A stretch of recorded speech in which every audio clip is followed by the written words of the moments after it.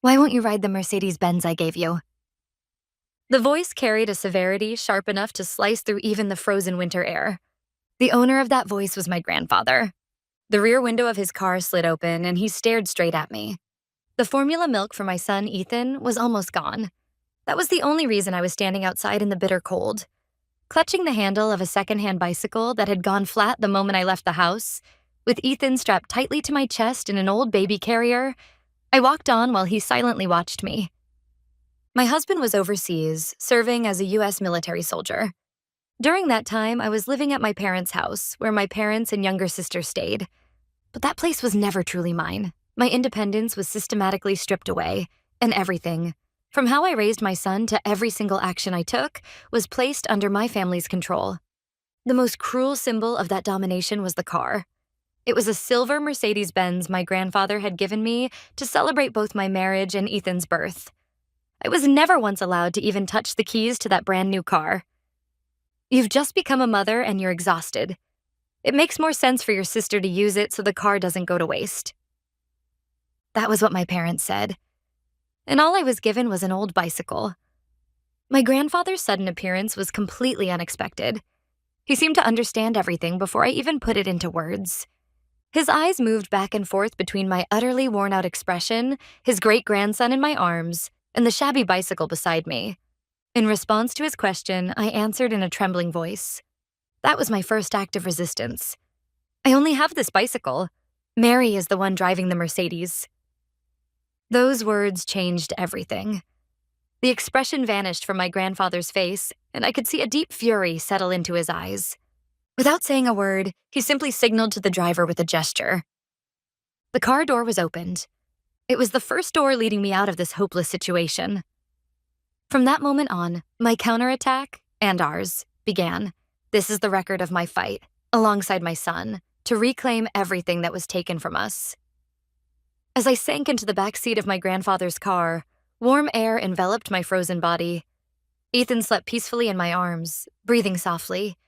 Simply being physically cut off from the freezing world outside made me struggle to hold back tears. The bicycle was left behind in the snow, as if symbolizing my past self. My grandfather did not ask anything right away. As the car began to move quietly, he merely gazed at my profile in silence. That silence felt heavier than any interrogation. Eventually, he spoke.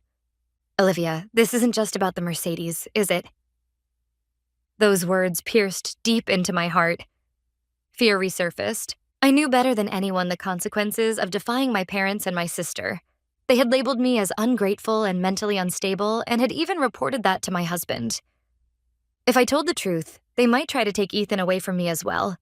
But my grandfather's eyes seemed to see straight through my hesitation. His gaze shifted to Ethan in my arms. That tiny presence gave me the final courage I needed. This child's future must never be ruled by that house. "Grandpa, this is not merely a family issue. This is a crime." I said it not in a trembling voice, but in a calm, steady, and unwavering tone. I relayed only the facts, concisely and without embellishment. The Mercedes that had been taken from me, the mail that was being managed without my consent, and the series of suspicious withdrawals from my personal bank account that I had maintained since before I was married. I had been told that, since I was still recovering poorly after childbirth, my mother would handle shopping and daily errands, and so I had entrusted her with my card, but the amounts being withdrawn were far too large to be considered normal living expenses. As I spoke, my voice gradually regained its strength. Each individual fact forced me to recognize just how abnormal my situation truly was. My grandfather listened silently until the very end. When I finished speaking, he said just one thing to the driver: "Head to the police station." His voice was as cold as ice, filled with an unshakable resolve. "Grandpa, please wait." I found myself shouting before I could stop. Wouldn't be too much. What would happen to... No matter what they had done to me, the fear of accusing my own blood-related family took control of me. My grandfather firmly grasped my hand. "Olivia, listen carefully. They are using the word family as a shield while stealing the future of you and Ethan. This is no longer a family matter. As you yourself just said, it is a clear and undeniable crime. And you can rest assured. From this very moment on, you and Ethan are under my protection." Those words were exactly what I had longed to hear for so long, yet what no one had ever said to me. All right, let's go to the police. I should also hire a lawyer and fight them then. Please, won't you help me? It was not a plea. It was a declaration of my resolve, addressed to a partner who would fight alongside me. My grandfather looked at me in surprise, and then a proud smile slowly formed at the corner of his mouth. That's my granddaughter. Of course, I will use every means at my disposal. The moment I heard those words, something that had been tightly wound inside me finally snapped, and a single tear traced its way down my cheek. It was the final tear of weakness I would shed in this story, and at the same time, the first tear of our counterattack. Never before had a place like a police station felt so intimidating. If my grandfather had not been beside me, I might have turned back at the entrance. When the car stopped in the parking lot, my grandfather told me, "Wait here for a moment," and made a single brief call on his smartphone. His profile bore the face of a cold, ruthless negotiator, the same man who had become a billionaire in the business world. "Olivia, there is nothing to fear. The person I just spoke with on the phone is your lawyer. He will support all of our actions from the legal side." Those words gave me a sense of reassurance, as if I had been handed an invisible shield. We entered the building, briefly explained the situation at the reception desk, and were immediately shown to a private room. The officer who handled our case was a seasoned female police officer. Her eyes carried a somewhat procedural tone, as though she were dealing with just another ordinary domestic dispute. "So, can you tell me what happened?" Prompted by her words, I began to speak. At first, my voice trembled. I was about to accuse my own parents and sister of being criminals. That reality tightened my throat with guilt, but the weight of Ethan in my arms compelled me to keep talking. I had to protect this child's future. As I moved from the story of the Mercedes-Benz to a detailed explanation of the suspicious flow of money from my bank account, the procedural look vanished from her face. She began moving her pen faster, occasionally firing sharp questions at me. "Did your parents give you any explanation for those withdrawals?" "They only said it was for the family's living expenses." "Were you personally given enough money to cover your own living costs?" "No, I was always told there wasn't enough." My grandfather, who had been listening to the exchange, quietly interjected, "Officer, that is not the only issue. I gifted my granddaughter a trust fund of $150,000 for her and her child's future. The documents should have been sent to her as well. Olivia, what happened to that money?" At my grandfather's words, I slowly shook my head. "What?" "I have never seen that kind of money or any documents like that, not even once." The instant he heard my answer, my grandfather's expression froze solid. He turned not to me but to the officer and spoke in a low voice. "I trust you understand now.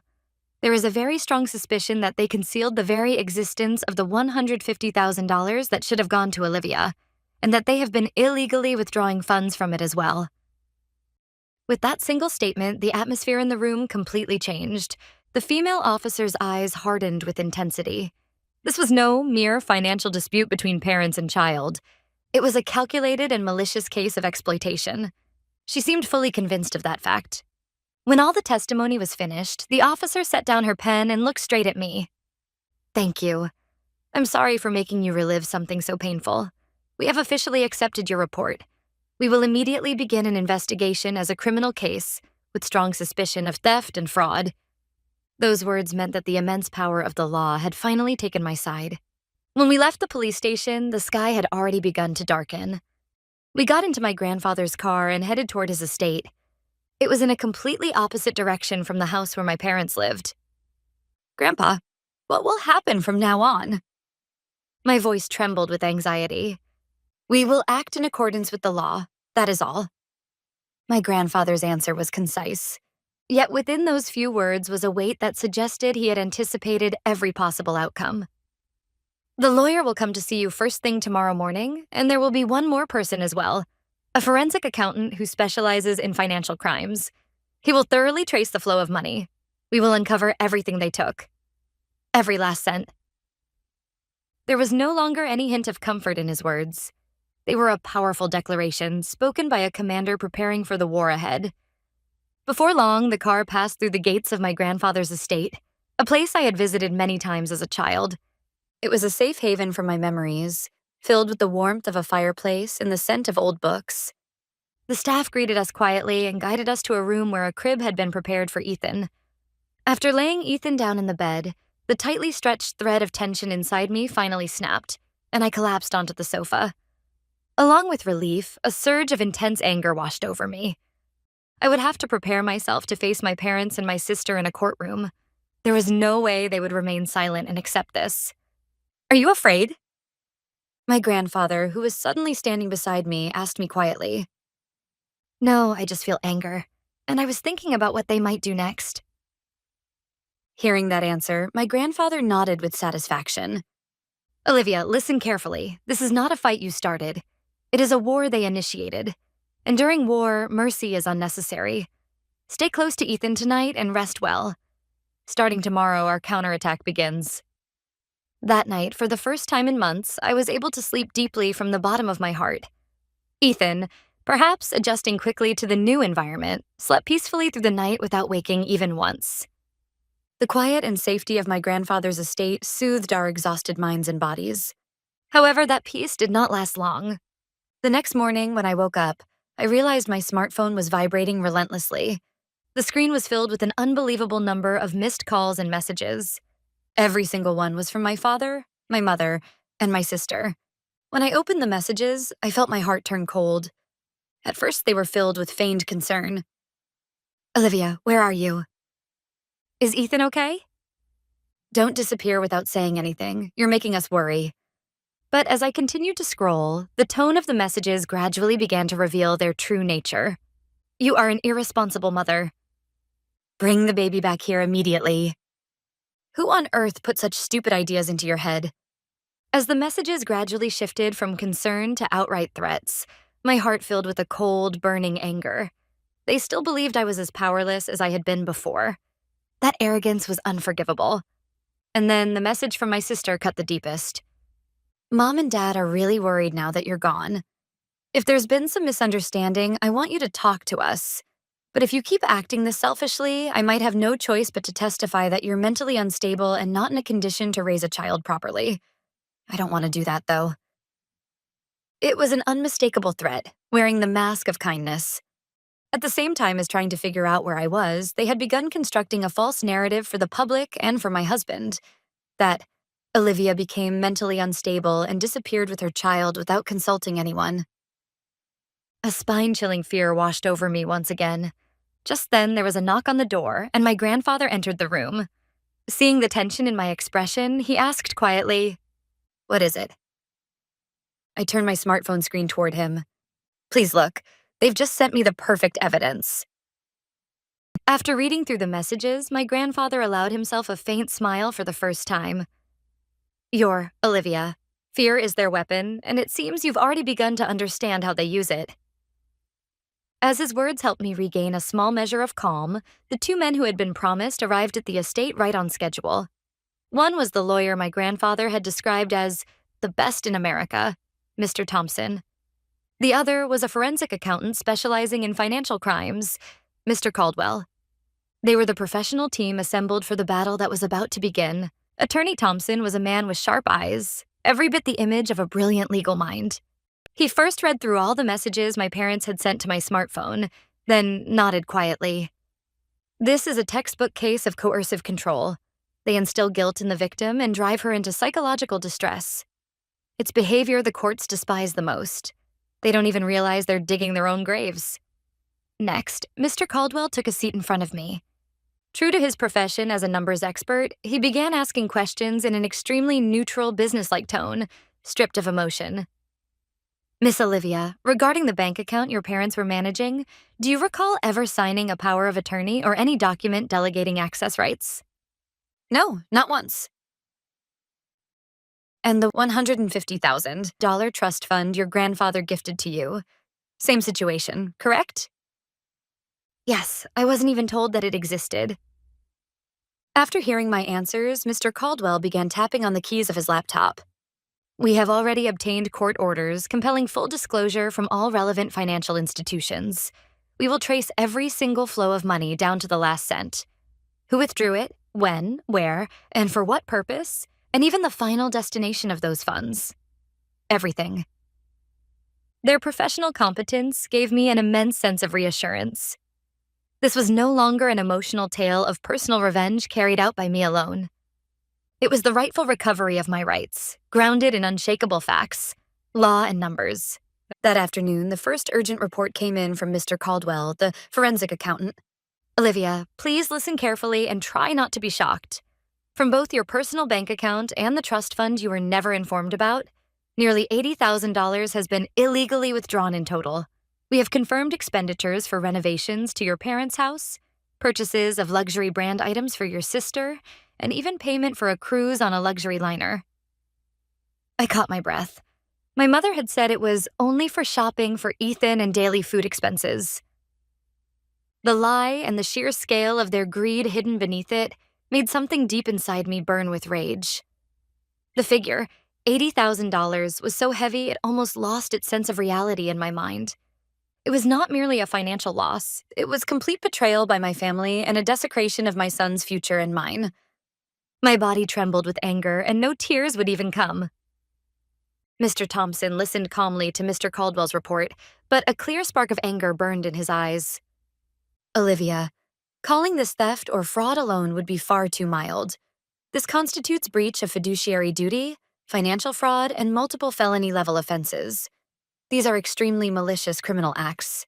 In parallel with pursuing civil damages, we will also consider filing a criminal complaint with the district attorney's office. Criminal charges. The words stole my breath away. It meant there was a real possibility of sending my own parents and sister to prison. For a brief moment, hesitation crossed my mind. But when I thought of what they had done, it was the consequence they deserved. They had tried to take everything from me, fully prepared to face the legal consequences. That evening, the situation escalated even further. The intercom at my grandfather's estate rang. On the monitor appeared the faces of my parents and my sister. Somehow, they had finally managed to track down this place. Olivia, we know you're in there. Come out at once. My father's furious shout echoed through the intercom. My mother put on a performance of collapsing into tears, while my sister hung her head like a tragic heroine. What I felt as I watched their farcical act was not fear, but contempt. My grandfather instructed a staff member to call the police at almost the exact same moment that I took out my smartphone and began recording video. Grandpa, please watch, I said calmly, continuing to record. Just as Attorney Thompson predicted, they came here and created irrefutable evidence of harassment and stalking with their own hands. Watching my words and actions, my grandfather placed a hand on my shoulder with a proud expression and spoke quietly. Yes, exactly. Olivia, you'll be all right now. It did not take long before the police arrived, issued a strict warning to my parents and sister, and ordered them never to approach this property again. After they were turned away by the police, I immediately sent the recorded video to Attorney Thompson. Grandpa, how did they know I was here? My grandfather gazed into the flames of the fireplace and answered calmly. They did not know, most likely. Rather, they panicked and concluded that this was the only place you could possibly go. He continued, If there is anyone who could give you the power to escape their control, it is me alone.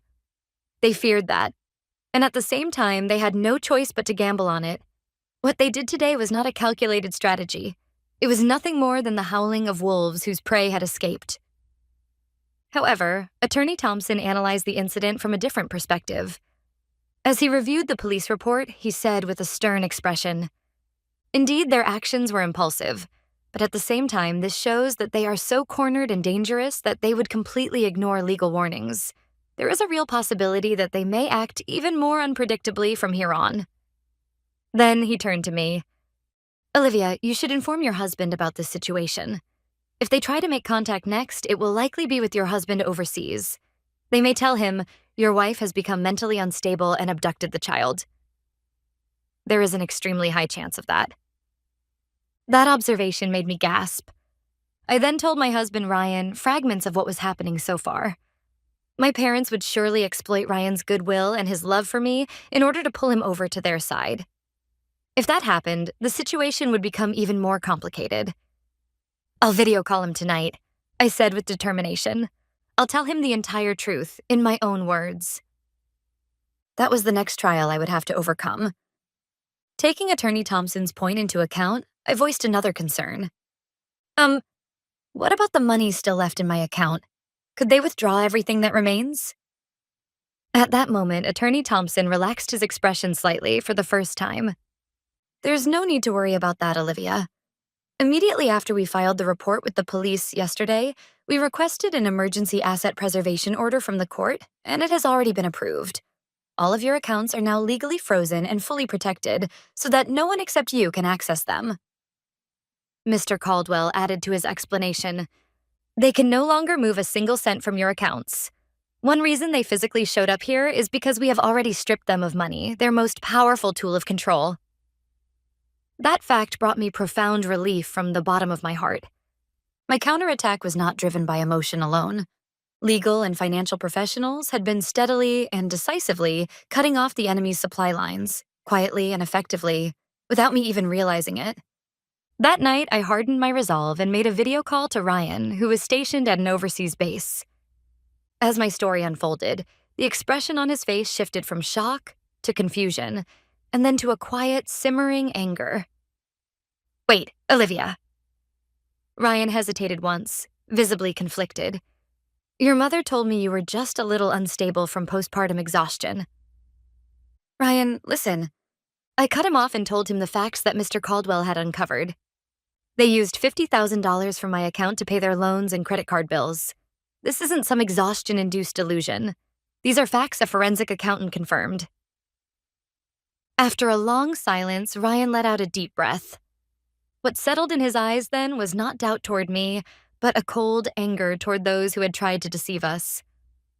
That's unforgivable. They lied to me too. He spoke in the calm, steady voice of a soldier. So what can I do? Those words saved me. He believed me. You believe me? Of course, Olivia. You're my wife, and what they did is beyond unacceptable.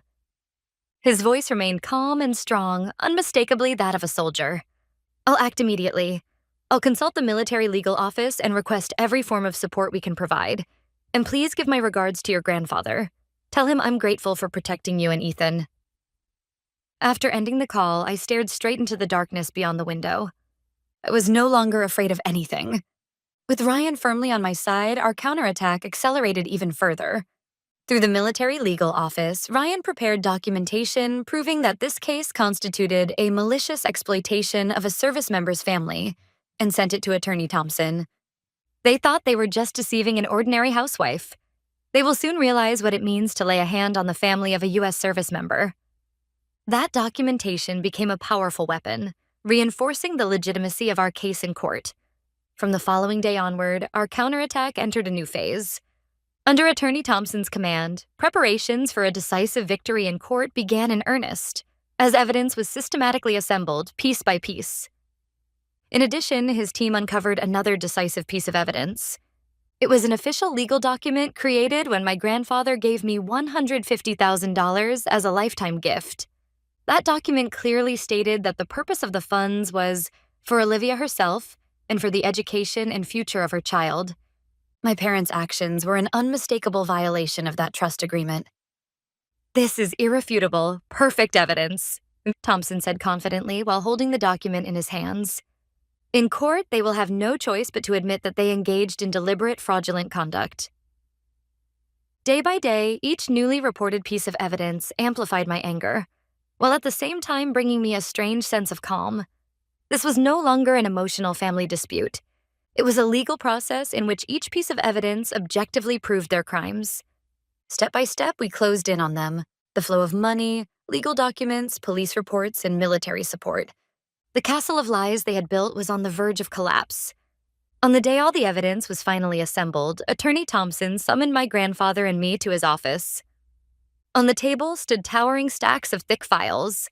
They were a symbol of our quiet fury. Everything is ready, he said as he picked up one of the files. This is the final draft of the complaint to be filed with the district court. It seeks damages, the return of all assets that were unlawfully withdrawn, and a permanent restraining order against your parents and your sister. He continued, the moment this complaint is accepted and served on them, the real battle begins. There is no turning back. Olivia, I need to confirm your final decision. I did not hesitate for even a second in response to that question. What came to mind was the despair I felt on that freezing day, walking down the road while holding Ethan in my arms. I never want to experience that again, and I will never let my son experience it either. Please proceed. I will fight. A few days later, the complaint was formally accepted and sent to my parents' home by a court officer. That single sheet of paper drove a deep crack into the walls of control they had built. And then came the day of destiny, when I stood before the courthouse together with my grandfather. I had entrusted Ethan to a reliable babysitter. Beyond the heavy doors lay the place where I would sever ties with my past. Taking a deep breath, we stepped inside. Inside the courtroom, I saw my parents' and my sister's faces for the first time in a long while. They were accompanied by their lawyer, but the arrogance they once wore so openly was gone. In its place were exhaustion and unmistakable anxiety. When our eyes met, they awkwardly looked away. Seeing that, I knew it for certain. The balance of power had already reversed, starting from that very day. Soon the judge entered, and the courtroom was enveloped in silence. My heart was pounding violently, yet strangely, I felt no fear. The calm and resolute profile of my grandfather seated beside me gave me courage. Attorney Thompson stood and quietly opened his argument. The final act of our counterattack had begun. Attorney Thompson's presentation of evidence was flawless. My mother's recorded voicemail messages, in which her tone abruptly changed, and the detailed reports tracing the flow of money exposed their lies one after another. The defense claims that these expenditures were for family living expenses.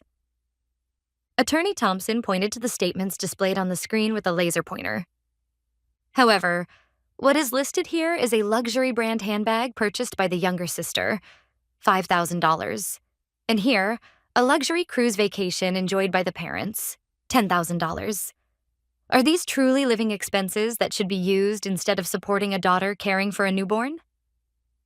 A loud murmur rippled through the gallery.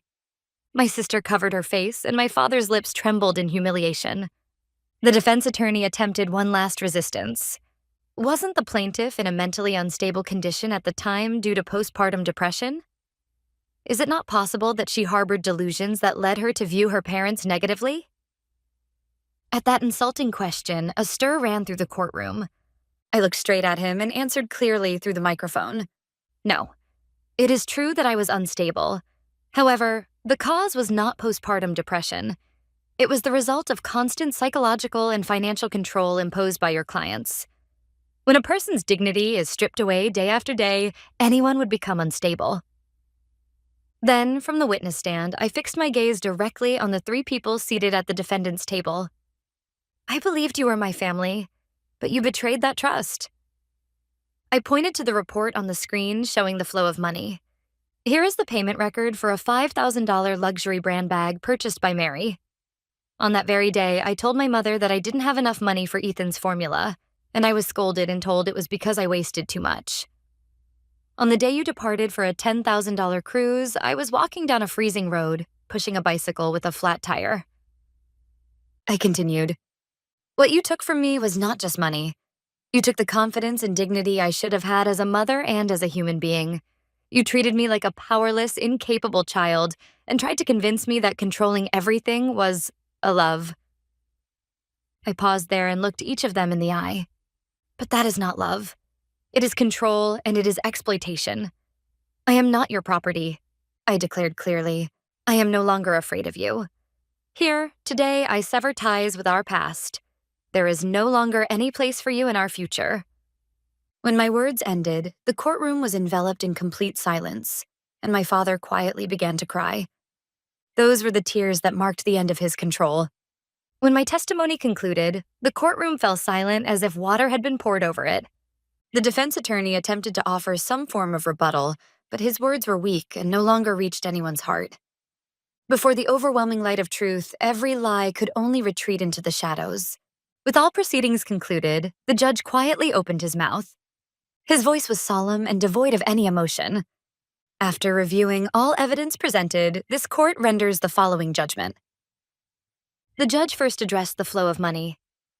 The court finds it clear that the defendants unlawfully withdrew a total of nearly $80,000 from the plaintiff's accounts and used it for their own purposes. Accordingly, the defendants are ordered to compensate the plaintiff for the full amount unlawfully withdrawn, together with applicable interest for delay.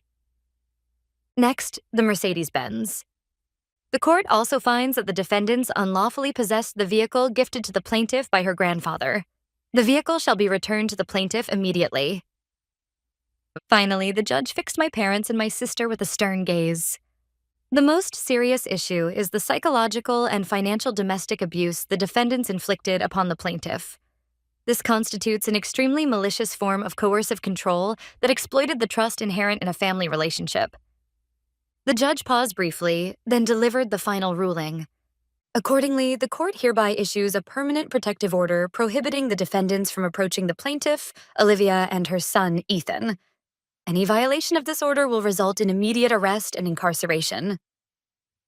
The gavel struck, and everything was over. I tightly grasped my grandfather's hand as he sat beside me. Then I exhaled deeply and slowly. It was the first true breath I had been able to take from the depths of my heart in more than a year. Several months later, I held the keys to my own apartment in my hand. Ethan was sleeping in the back seat, and in my hands was the steering wheel of that silver Mercedes-Benz. With my grandfather's support, our new life had begun quietly. As for what became of them, according to the final report from Attorney Thompson, they were forced to sell their house in order to pay the compensation ordered by the court. Mary, stripped of the Mercedes by court order, could no longer maintain her former luxurious lifestyle. Their reputation within the local community collapsed, and their former friends all distanced themselves, cutting off those relationships completely. And the three people who once controlled me, having lost everything, were left without even emotional breathing room, now spending their days in a small rented apartment, hurling blame at one another for their failures. The kingdom of lies they had built was so fragile that it collapsed under its own weight. I no longer think about them. Before me are my son's smile, which I must protect, and the warmth of my grandfather's unwavering support. Never again will their shadow fall across our future. The fight is over.